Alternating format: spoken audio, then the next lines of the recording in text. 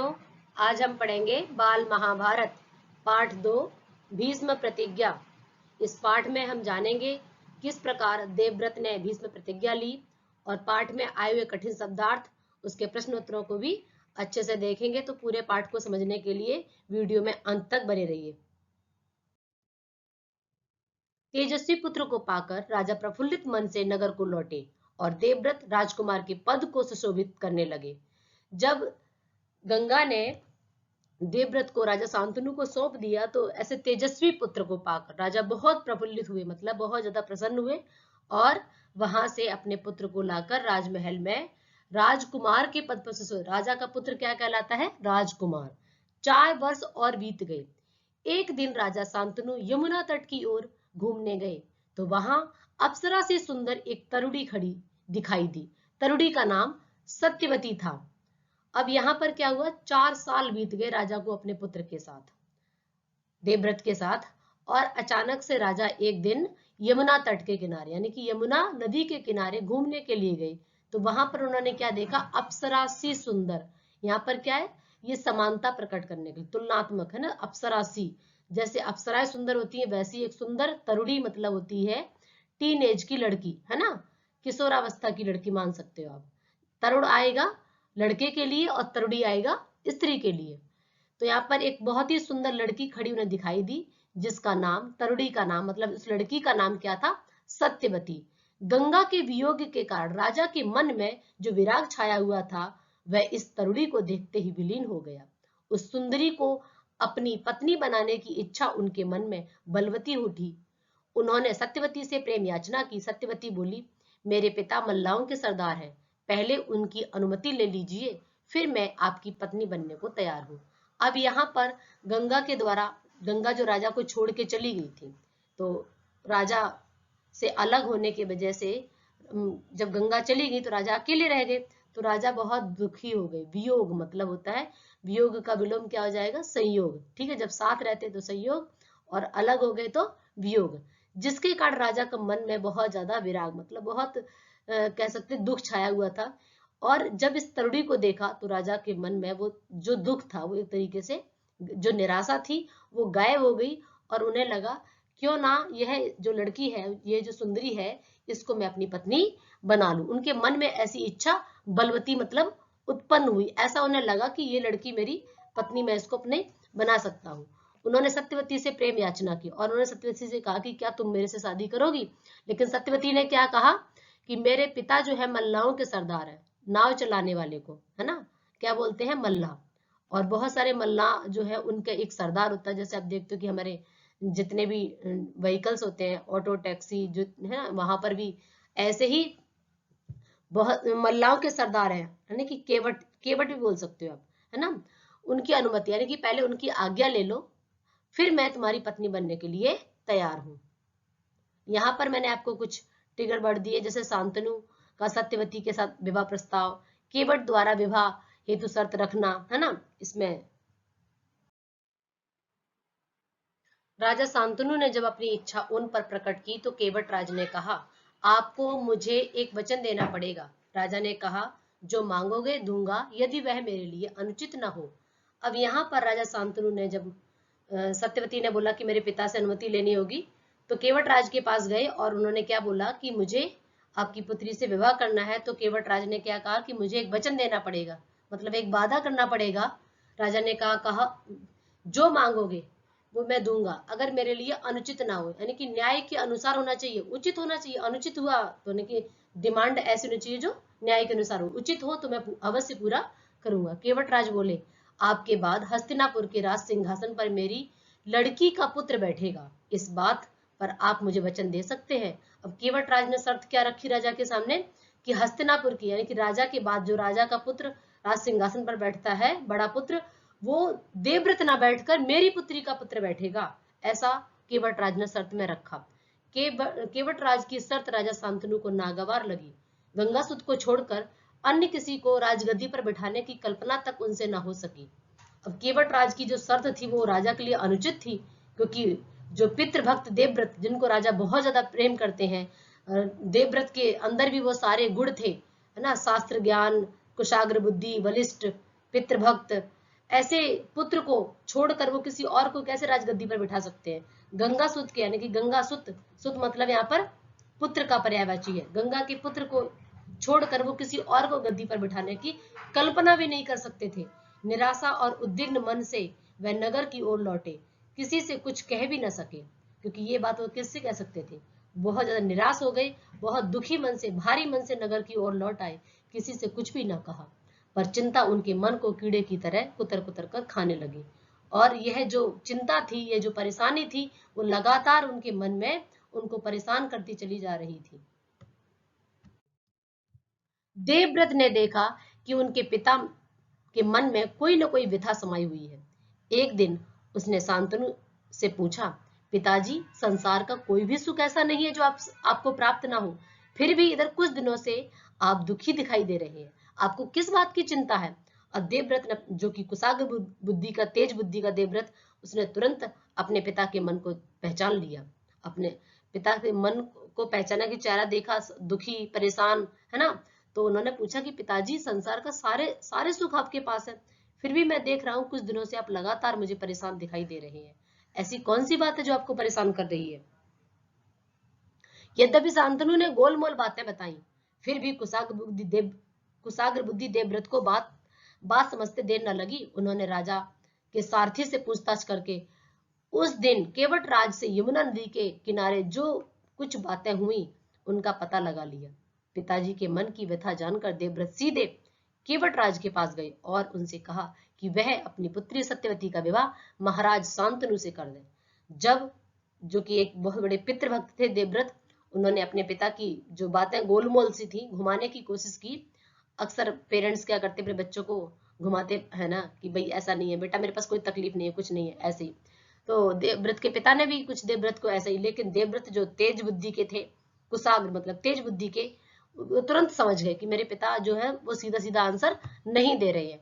और आजकल जैसे ड्राइवर गाड़ी को ले जाता है ना, तो वैसे ही राजा को कहाँ जा सकते हैं, रथ पर जाएंगे, है ना। तो देवव्रत बहुत तेज बुद्धि के थे ना, तो सारथी से पूछा, जो राजा का रथ को हाँकता है, उससे पूछा कि मेरे पिताजी कहाँ गए थे, और सारथी बता सकता है क्योंकि राजा पैदल तो जाएंगे नहीं। तो सारी बातें सारथी के द्वारा पता चल गई कि किस प्रकार यमुना नदी के किनारे गए थे, वहां पर क्या बातें हुई, सारी बातें जानकर, सारी है ना, मन की व्यथा जानकर, यानी कि मन की जो पीड़ा थी, जो कष्ट था, उसको जानकर सीधे केवट राज के पास पहुंच गए और उनसे उनकी पुत्री का विवाह करने के लिए अपने पिता के साथ उन्होंने कहा। केवट राज ने वही शर्तें दोहराई जो उन्होंने शांतनु के सामने रखी थी। देवव्रत ने कहा, यदि तुम्हारी आपत्ति का कारण यही है तो मैं वचन देता हूं कि मैं राज्य का लोभ नहीं करूंगा, सत्यवती का पुत्र ही मेरे पिता के बाद राजा बनेगा। अब देवव्रत इतना बड़ा पितृभक्त है ना, तो उन्होंने, केवट ने जब अपनी शर्तें दोहराई, तो देवव्रत ने क्या बोला कि मैं आपको वचन देता हूं कि मैं गद्दी पर नहीं बैठूंगा, आपकी पुत्री का जो पुत्र होगा वही गद्दी पर बैठेगा। केवट राजा से संतुष्ट ना हुए, उन्होंने और दूर की सोची, बोले, आर्यपुत्र, इस बात का मुझे पूरा भरोसा है कि आप अपने वचन पर अटल रहेंगे, किंतु आपकी संतान से मैं वैसी आशा कैसे रख सकता हूँ? आप जैसे वीर का पुत्र भी तो वीर होगा, बहुत संभव है कि वह मेरे नाती से राज्य छीनने का प्रयास करेगा, इसके लिए आप क्या उत्तर देंगे? अब केवट राज, जो कि बहुत चतुर था, है ना, उसने क्या बोला कि आर्यपुत्र, है ना, आर्यवंश जो भरत है ना, जो देवव्रत है, तो उनसे बोला कि आर्यपुत्र, आप तो बहुत वीर है, तो आपका पुत्र भी तो आपके समान वीर होगा। ठीक है, मुझे आप पर पूरा भरोसा है, आप अपनी बात से नहीं मुकरेंगे, लेकिन क्या गारंटी है कि आपका पुत्र, है ना, मेरी पुत्री के पुत्र का जो राजगद्दी वो नहीं छीनेगा? केवट राज का प्रश्न अप्रत्याशित था, उसे संतुष्ट करने का यही अर्थ हो सकता है कि देवव्रत अपनी भविष्य का बलिदान कर दे, किंतु पितृभक्त देवव्रत इससे जरा भी विचलित नहीं हुए। गंभीर स्वर में उन्होंने कहा, मैं जीवन भर विवाह नहीं करूंगा, आजन्म ब्रह्मचारी रहूंगा, मेरे संतान ही न होगी तो अब तुम संतुष्ट हो। केवट राज ने ऐसा जिसकी आशा न की जा सके, यहाँ पर वन वर्ड है ये हमारा, ठीक है, अनेक शब्दों के लिए एक शब्द, अप्रत्याशित।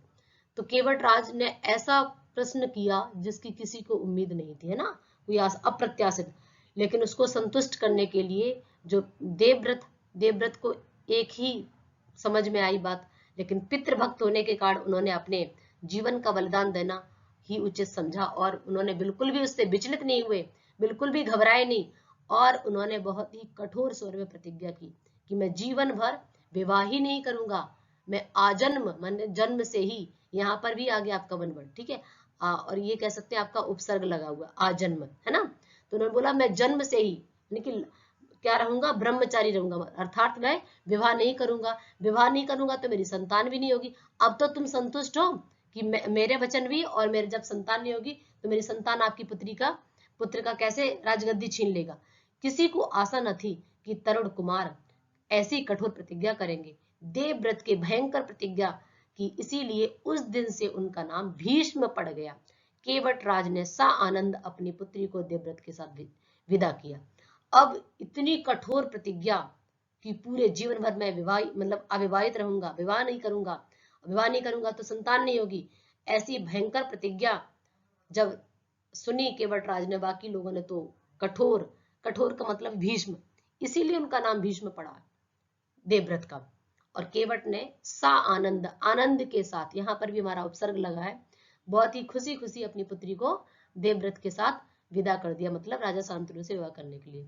सत्यवती ने शांतनु के 2 पुत्र हुए सत्यवती से।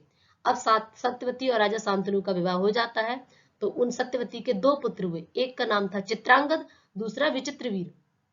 शांतनु के देवसान पर चित्रांगद हस्तिनापुर की गद्दी पर बैठे और उनके युद्ध में मारे जाने पर विचित्रवीर की 2 रानियां थी, अंबिका और अंबालिका। अंबिका के पुत्र धृतराष्ट्र और अंबालिका के पुत्र पांडु। धृतराष्ट्र के पुत्र कौरव कहलाए और पांडु के पुत्र पांडव कहलाए।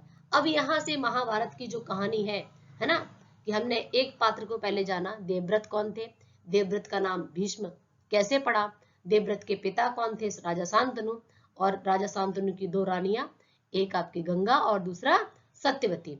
अब सत्यवती के 2 पुत्र हुए, एक चित्रांगद और दूसरा विचित्रवीर। जब शांतनु की मृत्यु हो जाती है तो हस्तिनापुर पर चित्रांगद, क्योंकि चित्रांगद बड़े थे, लेकिन चित्रांगद की भी मृत्यु हो जाती है। इसको भी हम कमिंग चैप्टर में पढ़ेंगे कि किस प्रकार चित्रांगद की मृत्यु हुई। जब चित्रांगद की मृत्यु हो जाती है तो विचित्रवीर बचे हुए, विचित्रवीर को फिर गद्दी पर बिठाया जाता है, और विचित्रवीर की किस प्रकार से अंबिका और अंबालिका के साथ, इसमें भी आगे पढ़ेंगे कमिंग चैप्टर में कि किस प्रकार अंबिका, अंबालिका और अंबा, ये 3 बहनें थी और कैसे विचित्रवीर का विवाह इनके साथ होता है। अंबिका के पुत्र धृतराष्ट्र, है ना, जो आगे चल के जिनके पुत्रों को कौरव कहलाए, और अंबालिका पांडु, यानी कि पांडवों के पिता।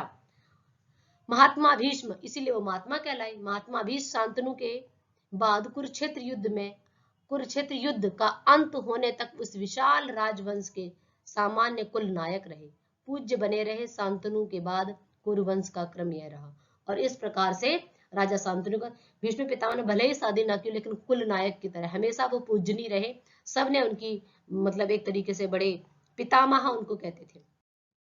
अब ये है हमारा पूरे चैप्टर का सार, जिसमें कह सकते हैं कि शांतनु, उनकी 2 पत्नी गंगा और सत्यवती। गंगा के बेटे का नाम देवव्रत, लेकिन देवव्रत की शादी नहीं थी, तो यहीं पर ये एंड हो जाते हैं फिर, ठीक है। डायग्राम से देखते हैं। सत्यवती के 2 पुत्र, एक चित्रांगद और दूसरा विचित्रवीर। अब चित्रांगद की मृत्यु हो गई तो उनका भी कोई वंश आगे नहीं था। विचित्रवीर, उनकी 2 रानियां, अंबिका और अंबालिका। अब अंबिका के पुत्र का नाम धृतराष्ट्र और अंबालिका के पुत्र का नाम पांडु। धृतराष्ट्र के पुत्र कौरव कहलाए और पांडु के पुत्र पांडव कहलाए। अब इसमें जो कठिन शब्दार्थ थे उनको प्रफुल्लित, प्रसन्न, अप्सरा, देवलोक की नर्तकी, तरुणी, युवती, विराग, उदासीनता, विलीन, समाप्त हो जाना, प्रेम याचना, है ना, प्रणय निवेदन, अनुमति, आज्ञा, नागवार, अनुचित, उद्विग्न, खिन्न, व्याकुल, पीड़ा, व्यथा, कुशाग्र, तेज बुद्धि, है ना, सारथी, रथ हाँकने वाला, इसी प्रकार से अप्रत्याशित, असंभावित, है ना, जिसकी कोई संभावना न की जा सके, इस प्रकार से आजन्म, जीवन भर। अब इस पाठ के जो आए हुए प्रश्न उत्तर हैं वो आप, राजा शांतनु क्यों प्रसन्न थे, है ना, सत्यवती और शांतनु के कितने पुत्र हुए, चित्रांगद और विचित्रवीर 2 पुत्र हुए, राजा शांतनु के बाद कौन हस्तिनापुर के सिंहासन पर बैठा, कौन बैठा था पहले, चित्रांगद, लेकिन चित्रांगद की मृत्यु हो जाती है। चित्रांगद युद्ध में मारे जाने पर हस्तिनापुर की गद्दी पर कौन बैठा, चित्रांगद के बाद उनका भाई विचित्रवीर। विचित्र वीर की कितनी रानियां थी? अंबिका और अंबालिका, जो कि हमने अभी डायग्राम में देखा। बहुत ही आसान तरीके से आप, अगर आपने चैप्टर को बहुत ध्यान से सुना है तो आप बहुत ही आसानी से प्रश्न कर पाएंगे। और अगर आप थोड़ी बहुत दिक्कत है तो दोबारा से इस वीडियो को प्ले करके आप देख सकते हैं। अंबिका और अंबालिका के पुत्रों के क्या नाम है? धृतराष्ट्र और पांडु। इस प्रकार से बाकी प्रश्न भी हैं, आप चैप्टर को ध्यान से एक बार सुनिएगा तो आपको आराम से प्रश्न सारे समझ में आ जाएंगे। उम्मीद है कि आपको वीडियो पसंद आई होगी। उम्मीद है आपको वीडियो पसंद आया होगा। लाइक करें, सब्सक्राइब करें और शेयर करना ना भूलें।